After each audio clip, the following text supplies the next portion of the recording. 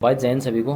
भाई दो बातें बताना चाहूँगा। एक तो इन बच्चों को जो टीए भर्ती में अभी जो देख के आए हैं और किसी तरह से किसी कारणवश वो भाई मतलब कामयाब नहीं हुए इस भर्ती में। फेल्योर नहीं बोलूँगा उनको मैं, क्योंकि कोशिश तो उन्होंने की है, उन्होंने मेहनत की है, वहाँ तक पहुँचे हैं वो। तो फेल्योर नहीं बोल सकता। फेल्योर वो लोग हैं जो वहाँ तक पहुँचते ही नहीं और कोशिश ही नहीं करते। और कुछ बच्चे जो भाई पहले अग्निवीर हुआ था उसमें भी रह गए थे, तो उनके लिए बताना चाहूँगा कि ज़्यादा मायूस होने की ज़रूरत है नहीं आपको। क्योंकि इतना बड़ा कोई आपको ये नहीं कि बहुत बड़ा कोई बिजली टूट पड़ी है ना, पहाड़ टूट गया, ऐसा कुछ नहीं है। आपने कोशिश की, इससे बेहतर हो सकता है आपकी डेस्टिनी जो है वो आपको लेके जाए इससे बेहतर जगह पे। जो ये प्रकृति है ये खुद डिसाइड करती है, खुद इंश्योर करती है कि किसको कितना और कब देना है। तो वो जगह आप अगर वहाँ पे कामयाब नहीं हुए हो, इसका मतलब ये है कि वो जगह आपके लिए थी नहीं। और दुख का कारण भी ये होता है कि हम वहाँ पहुँचने की कोशिश करते हैं जो हमारे लिए जो जगह नहीं होती। तो हो सकता है वो जगह आपके लिए नहीं थी, इससे बेहतर हो सकता है आपको मौका मिले। तो मायूस होने की ज़रूरत है नहीं, क्योंकि एक बात है यार कि देखो, सबको पता है, बच्चा बच्चा जानता होगा ये बात कि दिन के बाद रात होती है ना, और रात के बाद फिर से दिन निकलता है। ऐसा तो नहीं हो सकता ना कि लगातार दिन ही चलता जा रहा है, लगातार रात ही चलती जा रही है।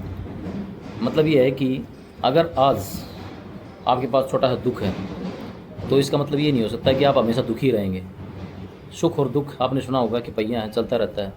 दुख है तो बस ये टाइमिंग होता है थोड़ा बहुत, है ना।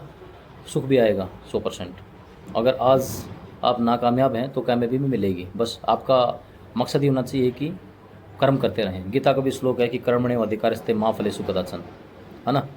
तो कर्म करते रहें, फल जो है ना ये प्रकृति खुद डिसाइड करेगी कि कब आपका समय सही समय उचित समय आएगा, और कब आपका जो बोलते हैं ना समय से पहले और भाग्य से ज़्यादा, है ना। तो वो एक अलग बात है कि भाई हाँ, आदमी मेहनत से भाई बदल सकता है अपना भाग्य, है ना।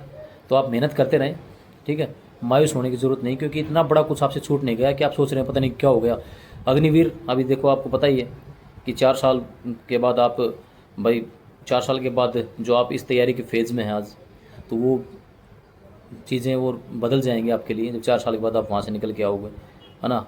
टिपिकल कंडीशंस होती हैं, पता नहीं कहाँ कहाँ भाई इन 4 साल में आप अपनी सेवा दोगे। तो वहाँ से आने के बाद कोई मतलब फिक्स नहीं है कि आप उसी मतलब रूटीन में, और वो तैयारी आपकी जैसे आज है वो तैयारी सेम मतलब वैसी रहे। तो 4 साल के बाद क्या ही करोगे। हालांकि भाई सरकार लिपापोतित कर रही है कि भाई ये कर देंगे वो कर देंगे, लेकिन आगे का किसको पता, है ना। और दूसरी बात ये टीए की भर्ती जो चल रही है, इसमें जो बच्चे रह गए रनिंग वगैरह में, तो आपको पता चलेगा कि भाई भाई हम किस लेवल पे हैं। किसी भी तरह की कोई कमी रही है जैसे चेस्ट में, वेट में, कहीं भी, तो आप उस कमी को पूरा कीजिए और दोबारा ट्राई कर सकते हैं। और अभी टीए की भर्ती खुल चुकी है, अभी हुई है, तो फिर ये चलती रहेगी अभी, ठीक है। तो अभी बच्चों को कम समय मिला, क्योंकि 1 डेढ़ महीने पहले नोटिफिकेशन आई थी, तो काफ़ी समय से भाई चल रही थी नोटिफिकेशन आएगी आएगी पट्टी भर्ती होगी, तो लेकिन बच्चे मतलब भाई जब टारगेट ही कुछ ना दिखाई दे तो बच्चा क्या करेगा। लेकिन कोई बात नहीं, घबराने की ज़रूरत नहीं है, और ना ही आपको मायूस होने की ज़रूरत नहीं है। इतना बड़ा कुछ नहीं है इशू यार। मैं बता रहा हूँ आपको कि सेना जो है ना भाई, वो जुनून जो होता था हमारे समय में और पहले के समय में, जो लोग से आर्मी से रिटायर हो चुके हैं या फिर आर्मी में जॉब कर रहे हैं, पहले जो पुराने लोग हैं उनको पता है कि पहले एक जुनून के साथ जाते थे लोग। अभी आप टीए में देख लो, इसमें सॉरी अग्निवीर में, है ना, बच्चे बहुत सारे बच्चे मूव कर गए इधर उधर, है ना, एसएससी की तरफ कर गए और इधर उधर मूव कर गए। और टीए में भी आपको बता देता हूँ मैं, परमानेंट नाम ही है सिर्फ, ठीक है। और जो जीडी का जवान है, एक भाई मजबूरी ये है कि आज के दिन रोज़गार नहीं है। एक एक वैकेंसी निकलती है, उसके पीछे लाखों लोग दीमक की तरह लगे रहते हैं। तो जो युवा है बेचारा करे क्या, है ना। तो कहाँ जाए वो।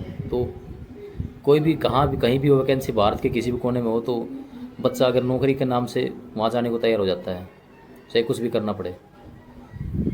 अदरवाइज़ ये मत सोचो कि बहुत बड़ा कुछ आपसे छूट गया, ठीक है। ठीक है, मैं भाई आर्मी में सर्व कर चुका हूँ तो मैं इसको बुरा नहीं बताऊँगा, लेकिन बहुत सी चीज़ें हैं जो आप जाओगे वहाँ पे, जब वर्दी पहन लोगे उसके बाद आप कुछ सोच के जाते हो कि पता नहीं मैं एक वर्दी पहन लिए मैं ये करूँगा देश के लिए, वो करूँगा, और पता नहीं क्या क्या आप उम्मीदें रख के जाते हैं, और वहाँ पे फिर क्या क्या होता है वो चीज़ों पे मैं नहीं जाऊँगा।